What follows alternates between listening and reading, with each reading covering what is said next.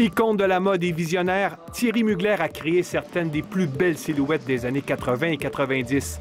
C'est vrai que j'ai tendance à aimer les vrais de vrais, pas les fabriqués marketing, donc les vrais talents, les vraies bêtes de scène, oui.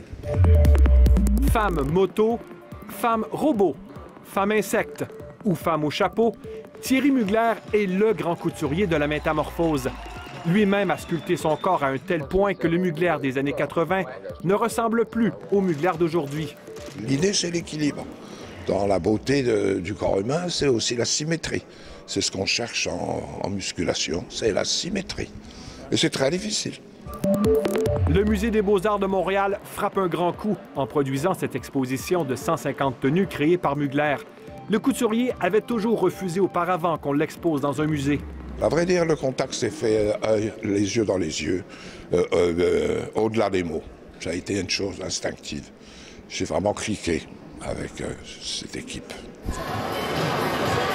Le pré-vernissage a fait courir les foules. La vedette Kim Kardashian était de la fête. Et après Montréal, cette exposition fera le tour du monde. Ce sera le plus long défilé de M. Mugler puisque l'exposition va commencer son parcours aux Pays-Bas, en Allemagne, probablement ensuite en France, aux États-Unis, etc., etc. Pour les designers d'ici, cette exposition est un véritable happening. Complètement. Moi, les années 80, j'étais fan là, de Thierry Mugler. La même chose avec Jean-Paul Gaultier. Il faisait des défilés, c'était spectaculaire. C'était le glamour à son paroxysme. C'est pas que du vêtement, hein? Ça va au-delà de ça. C'est tout un univers qui est assez... je trouve qu'il y a un univers assez bande dessinée aussi. Au sommet de sa gloire, Thierry Mugler a cessé de faire de la conception de costumes il y a plus de 15 ans.